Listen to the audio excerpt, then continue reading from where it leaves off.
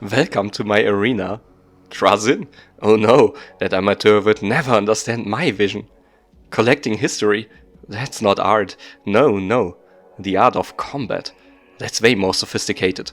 My race is a warrior race, did you forget? The blending of tactics and different cultures is exquisite. You laugh. I wouldn't have thought a mere human would understand, even if you call yourself augmented. You'll still prove good at entertainment. And now into the arena, my friend. You wouldn't want to disappoint me, right? Hey, it's Tacticus, and today we need to talk about the survival.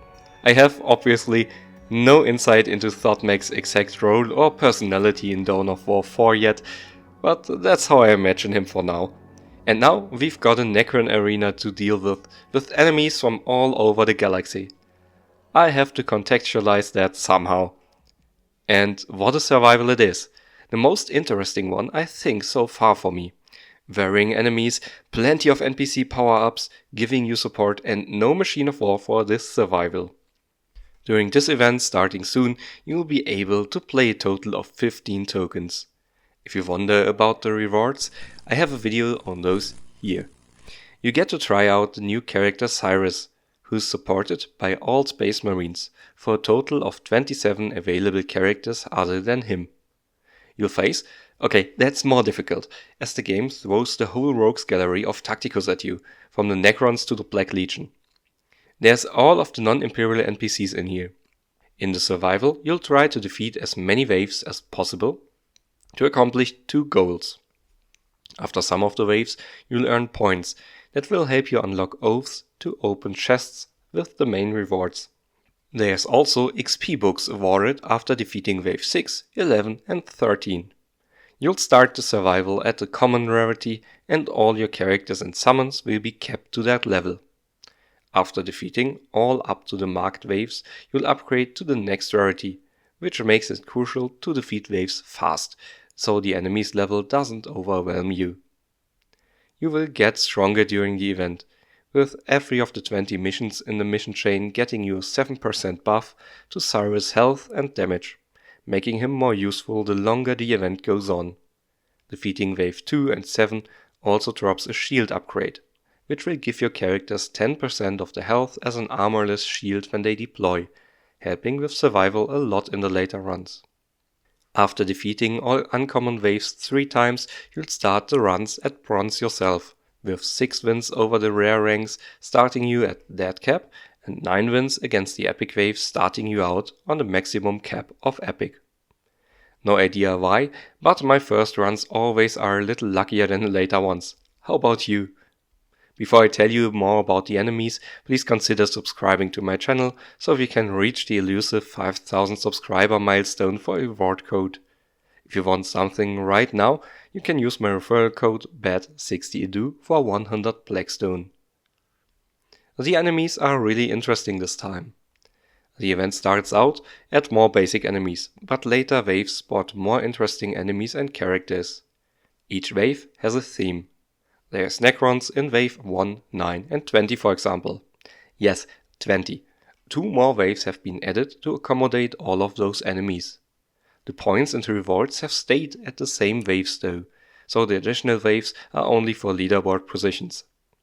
Wave 2, 11 and 19 start Tyranids, and the rest you can see on screen. This is a very set of opponents, and it would be hard to tell you something about all of them individually. So let's just go over some notable ones quickly. Tyranids and Orcs and Grots can mostly flee, with the exception of Tyranid warriors, which you should kill as soon as possible, so the others are more vulnerable. Kill summoners as soon as possible. I'm including Poxwalkers here too, and try to immediately stand on any Genestealer ambush tokens, so they don't respawn. If you need to run into an Overwatch, use Terminators or other more tenacious fighters. Oh, and wave 16 is a clone wave, copying your whole team with 80% of your character's health. If you're weak at that point, the enemies will be too, but was this that worth? Of course, you'll still pick up the best characters you can. As their buffs aren't copied, they live in the past so to say, you'll have an easier time if you keep your characters that collected upgrades alive to this point. The map is small, and you'll have to live with the reality that they'll all use their active round 1 often. Don't be too angry, you'll have your mythic book by now. Other notable waves which are dangerous include Wave 3, with the bloodletters that can easily kill a character before you get the starting rarity upgrade. Wave 12 is equally dangerous, with the Nurglings preventing healing and Poxwalkers. The map is small, so you're always at the danger of being attacked if they come out of any spawn point but the top right one.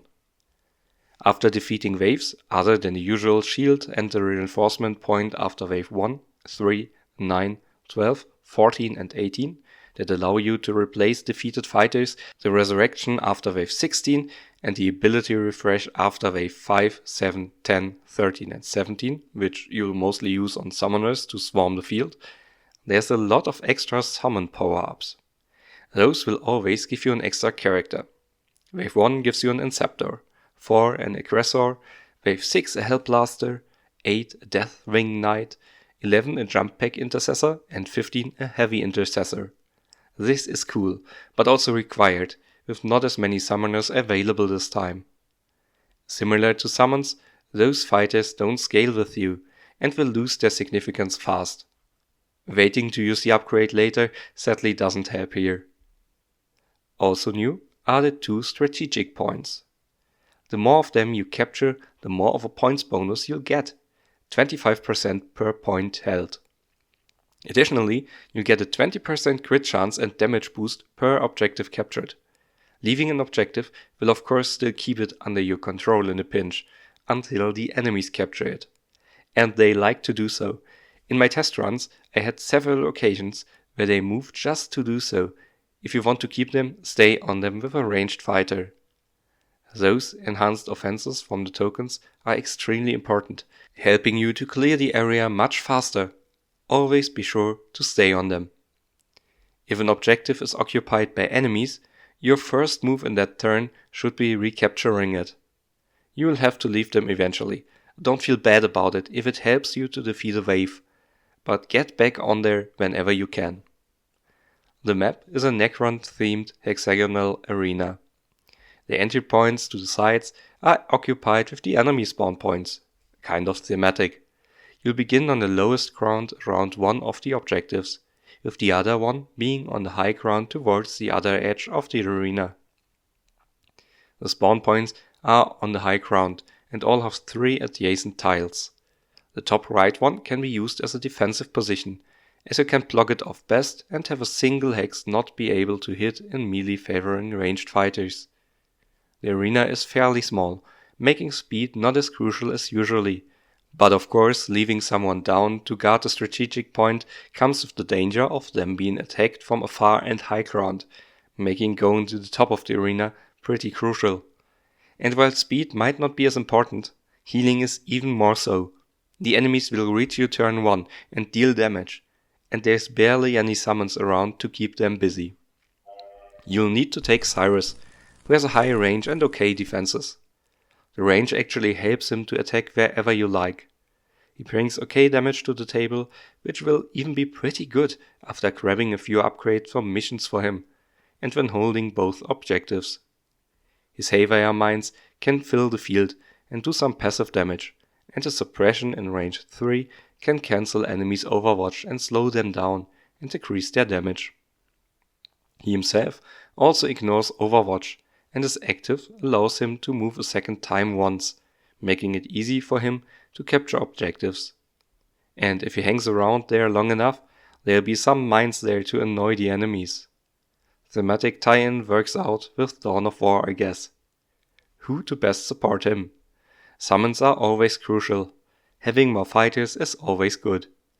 Not much choice here, but Bellator and Mataneo. Both are fast flyers, and while Mataneo gets you up to 2 jump pack intercessors around that will bugger off at the start of your turn again, Bellator can summon up to 6 Inceptors per active use, which is the best we'll get here. But it's hard to use with the cramped arena, and we'll rarely get all 6. He's also very hard to kill and lends himself well to receiving upgrades, making him my first pick. Additionally, a healer is always appreciated, especially with the tiny map. That means we'll always get attacked when new enemies come in. We have actually a lot of choice here. Nicodemus with his passive heal is a great support character. Incisus can revive fallen fighters next to him, but only if the fighter wasn't overkilled, which I think makes him the worst choice here. Balder can heal and buff allies, who will then also receive a second heal the round after. He also deals massive damage, so I prefer him here. He'll run around and heal our objective sitters. What else is good? Range or being fast to be able to kill stragglers, as well as the ability to attack multiple enemies per round. A self-heal can't hurt either. Who is it? Right, Lucian should be an excellent addition to the team, but the active is a last straw, unless he'll lap up all of the upgrades. I also like Titus, as the ability uses during the game will help him power up, and he can stand back if he has an enemy in melee range and kill him. And then, Godswill and Jäger can kill multiple enemies each round, and their parry trait helps them survive the hits. Forkers works similarly to Jäger and can kill multiple enemies. Take whomever you have at the best level. Another ranged fighter would be nice to make it easier to stand on objectives. My first pick here is Mephiston, who can kill up to 4 enemies a turn, is good at range and brings some nice pierce into the mix. So what will be the team? Cyrus staying on the objective axis, flooding the map with mines. Mephiston destroying high armor enemies. Lucian trying to keep hordes of low armor enemies in line. Bellator for summons, and Balder to keep everyone healthy. Don't forget to heal with him every turn, even if you're healthy, for the passive healing at the start of the next turn. All of those are also excellent to use the upgrades on.